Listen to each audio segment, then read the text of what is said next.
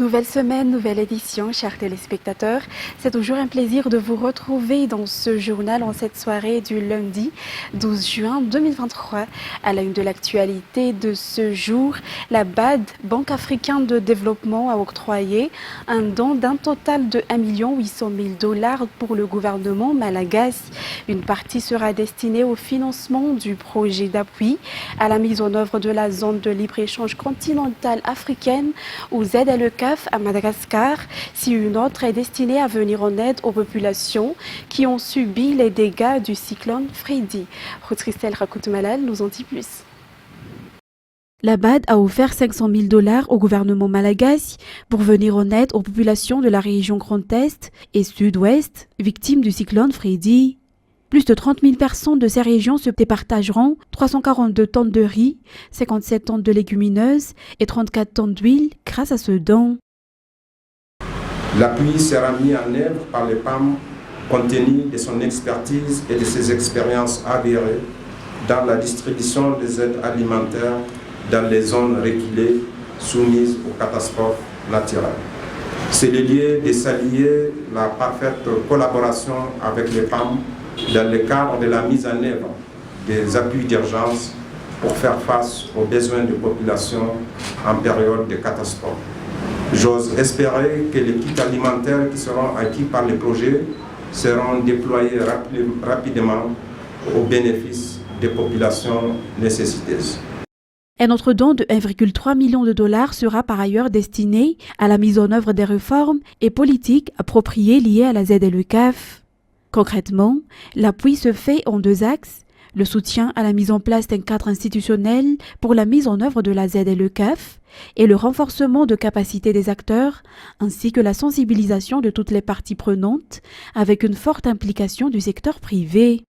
Le commerce intra-africain ne représente aujourd'hui qu'à peu près 14% du total des exportations africaines. Et pourtant, la ZLECAF devrait inverser cette donne. Des études menées par la Conférence des Nations Unies sur le commerce et le développement estiment que celle-ci pourrait stimuler les échanges commerciaux intra-africains d'environ 33% et réduire le déficit commercial du continent de 51%. Ainsi, Madagascar pourrait profiter pleinement de ce potentiel et la mise en œuvre inclusive de cette zone de libre-échange permettra au pays et à la population malagasse de libérer son potentiel commercial encore inexploité et de bénéficier des avantages du marché africain. La signature de ces deux accords s'est tenue ce jour à Tanarine. Toujours dans ce même contexte, Madagascar a également obtenu un financement de 100 millions de $ de la Banque mondiale pour soutenir la connectivité numérique, l'énergie et la mine dans le cadre d'une opération à l'appui des politiques de développement. La signature de l'accord de financement s'est tenue vendredi dernier entre la Banque mondiale et la ministre de l'économie et des finances représentant le gouvernement. Toujours les détails avec Ruth-Christelle Rakout-Malal. La Banque mondiale a approuvé le financement de 100 millions de $ dans le cadre d'une opération à l'appui des politiques de développement, ou DPO, récemment approuvée en Conseil des ministres. 3 secteurs seront appuyés pour cette première série du DPO, l'énergie, la mine et la connectivité numérique. Il s'agit notamment de soutenir la JIRAMA en matière d'accords d'achat d'électricité, ce qui contribuera à orienter la production d'énergie vers les énergies renouvelables, tout en élargissant la participation privée. De lever la suspension des mouvements de permis miniers et des exportations d'or pour permettre au pays de mieux saisir les opportunités de croissance. Et de proposer une loi pour encourager les investissements compétitifs dans l'infrastructure numérique afin de rendre les services à large bande plus abordables. À noter que le DPO sera départagé en 3 séries. La première signature s'est tenue vendredi dernier entre la Banque mondiale et la représentante du gouvernement, la ministre de l'économie et des finances, Rabar Nirinarsan Rinja Asmbelu. Dans un tout autre sujet, suite aux instructions du président de la République, Anjrazouil, lors de sa dernière visite dans les districts de Mananara Nord et de Marwan Tchich, les deux ministres, notamment celui en charge de l'eau, de l'assainissement et de l'hygiène, Fidnia Vravoukac, et celui du ministère de l'Agriculture et de l'Élevage, Ramilson Arfid, ont effectué une visite dans ces deux localités les 11 et 12 juin 2023, soit tout juste une semaine après le passage du chef de l'État. Les secteurs eau, agriculture et élevage ont figuré parmi les doléances de la population adressées au président de la République. Le dimanche 4 juin dernier, le président de la République Anjrazouil a donné des instructions aux membres du gouvernement d'effectuer une descente dans les districts de Mananara Nord et Marwan Tchich. Juste une semaine après le passage du chef de l'État, deux membres du gouvernement, à savoir le ministre de l'eau, de l'assainissement et de l'hygiène, Fidnia Vravoukac, et le ministre de l'Agriculture et de l'Élevage, Arfid Ramilson, sont venus dans ces deux districts. Il y a eu la visite du CSP2 à Naladampouti, nouvellement inaugurée par le président Anjrazouil, ainsi que la visite d'infrastructures en eau dans le Fouktang d'Ambatumilone, dans la commune urbaine de Mananara Nord. Dans le CSP2 d'Analadampouti, l'implantation d'infrastructures en eau est urgente. La gestion des déchets hospitaliers a été également évoquée par le personnel de santé. Le ministre de l'eau et les techniciens ont repéré le lieu d'implantation de l'infrastructure en eau dans l'enceinte du dit CSP2. Après les études techniques visant à respecter la protection et la salubrité de l'eau, l'approvisionnement en eau potable de ce centre de santé est tout à fait faisable, indique le ministre de l'eau. Le département en charge de l'eau procédera incessamment à l'étude y afférente afin d'accélérer les travaux et parallèlement l'opérationnalité du nouveau CSB. Pour ce qui est de la gestion des déchets hospitaliers, le ministre de l'eau, de l'assainissement et de l'hygiène a annoncé qu'effectivement, un endroit spécifique sera mis en place afin d'incinérer les déchets tout en préservant l'environnement. Pour le Foukuntan d'Ambatumilone, une infrastructure est implantée à une hauteur de 43 mètres et qui pourrait alimenter en eau toute la ville de Mananar. Ainsi, le ministère de l'eau a visité le décompteur filtre qui est installé. Cette infrastructure fera l'objet d'extensions, selon le ministre Fidnia Vravoukac, pour un plus grand nombre de bénéficiaires. Elle durera 15 ans en projection de la croissance démographique. Le budget y afférent sera entièrement alloué par l'État. Avec plus de 45 km de tuyaux implantés, les communes voisines de Mananar seront desservies par l'eau qui y provient. Non seulement de l'eau potable pour la population, mais également de l'eau pour l'agriculture et l'élevage. Le ministre de l'Agriculture et de l'Élevage a également annoncé la remise des matériels agricoles aux paysans d'Ambatumilone. Il convient de noter que le district de Mananara Nord est riche en ressources en eau, mais sa maîtrise ainsi que son usage nécessitent un effort considérable pour que la population puisse jouir de ses bénéfices.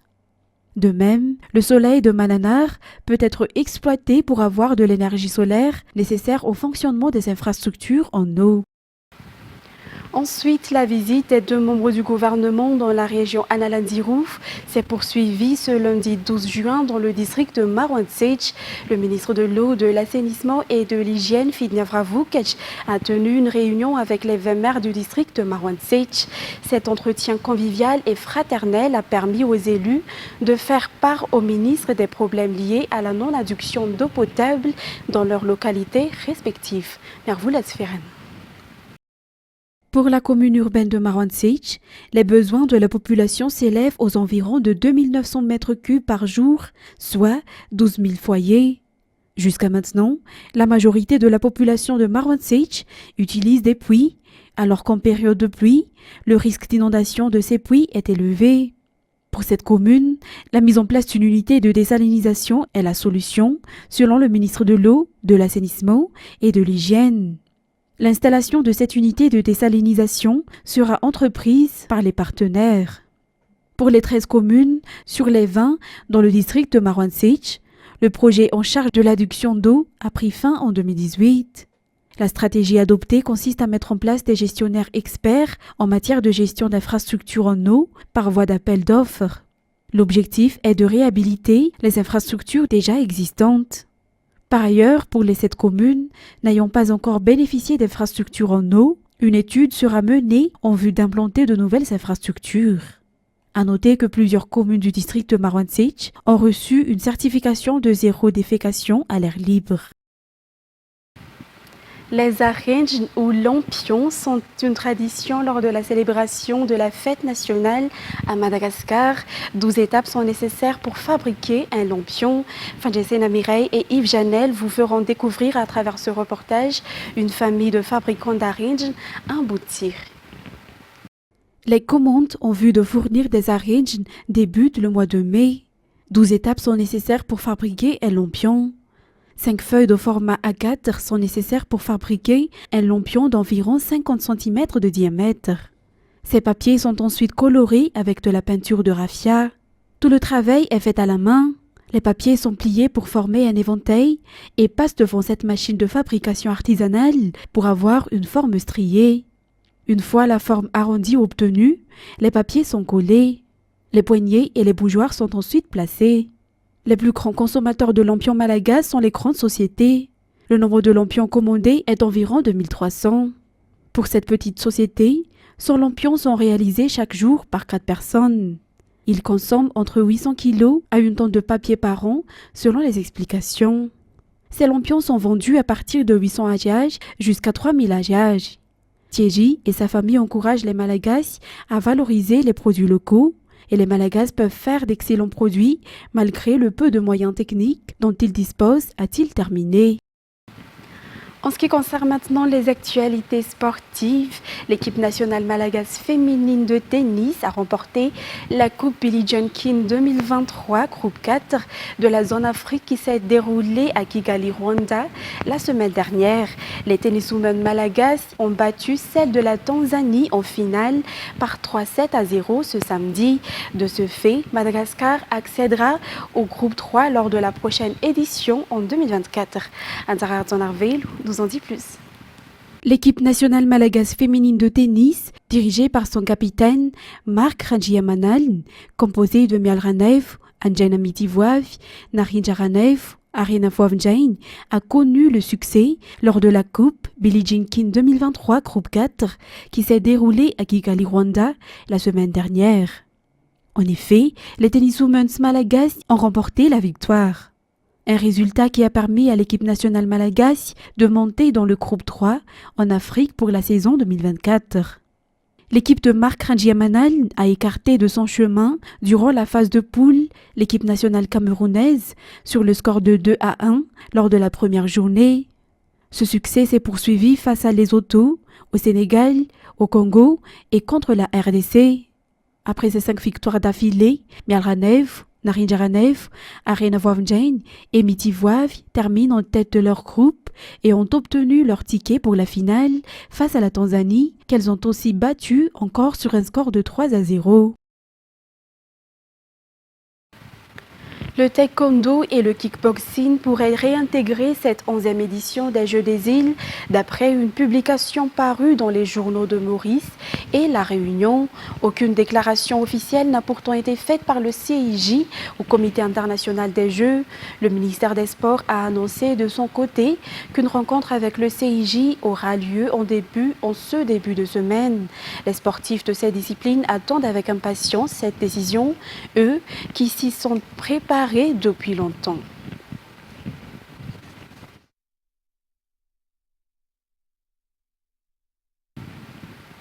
Passons à présent aux actualités internationales en Ukraine. Pour commencer, les forces ukrainiennes ont annoncé avoir repris un 4e village du sud-est du pays après avoir revendiqué la veille la libération des 3 localités dans le cadre de sa contre-offensive. France 24. Les soldats ukrainiens progressent dans cette maison en ruine. Dans leurs mains, le drapeau jaune et bleu qu'ils accrochent fièrement à la façade de l'édifice. Petit à petit, l'armée ukrainienne progresse. Un peu plus loin, elle revendique aussi la prise du village de Neskouchne. Le 10 juin, le 7e bataillon Arey de la 129e brigade a libéré le village de Neskouchne. Gloire à l'Ukraine, gloire aux héros, gloire à la nation, mort aux ennemis. L'Ukraine avant tout. Au total, la contre-offensive ukrainienne aurait permis aux autorités de reprendre 3 villages dans l'oblast de Donetsk, Neskouchne, Blagodatne et Makarivka, premières avancées territoriales depuis plusieurs mois. Samedi, Volodymyr Zelensky avait admis que son armée avait commencé la contre-offensive tant attendue. Ce dimanche, il a salué les efforts de ses soldats. Je suis reconnaissant à nos soldats pour cette journée, à toutes nos brigades de combat, à chacune de nos unités, au groupement de forces Khortytsia et Tavria, à tous ceux qui se battent actuellement, à tous ceux qui sont en position, à tous ceux qui aident. Merci, merci pour chaque pas, pour chaque combat, pour chaque occupant détruit. Moscou n'a pour l'heure pas réagi à ces annonces. De son côté, le ministère russe de la Défense a assuré, image à l'appui, avoir repoussé une attaque contre un navire de guerre russe en mer Noire. Au cours de la contre-attaque, tous les bateaux ont été détruits par le feu des armes standards du navire russe à 300 km au sud-est de Sébastopol. Il n'y a pas eu de victimes. Le navire n'a subi aucun dommage. Loin du front, l'Ukraine et la Russie ont par ailleurs procédé à un échange de prisonniers. 95 Ukrainiens et 94 Russes ont ainsi pu retrouver la liberté. Silvio Berlusconi, le milliardaire italien et magnat de la presse, 4 fois Premier ministre, qui a balayé du revers de la main une série de batailles juridiques et de scandales sexuels pour dominer la vie publique de son pays pendant plus de 2 décennies, est mort lundi à l'âge de 86 ans. France 24. Berlusconi est décédé à l'hôpital San Raffaele à Milan. C'est là qu'il a été admis vendredi dernier. C'est le même hôpital dans lequel il avait passé déjà 1 mois et demi hospitalisé à cause d'une infection pulmonaire. C'est à cette occasion-là, en début d'année, que la maladie dont il était atteint a été révélée au grand public. Silvio Berlusconi souffrait d'une leucémie chronique. C'est les dernières infos des personnes les plus proches au Cavaliere indiquent qu'il souffrait aussi de problèmes respiratoires, sans doute de séquelles du Covid qu'il avait contracté en 2020. Mais ces dernières semaines, Silvio Berlusconi a voulu se montrer à ses fidèles de façon combative. Il avait même envoyé un message vidéo depuis l'hôpital avec un ton décidé. Il promettait de continuer à mener la bataille, une bataille contre cette maladie qu'il a perdue aujourd'hui à l'âge de 86 ans.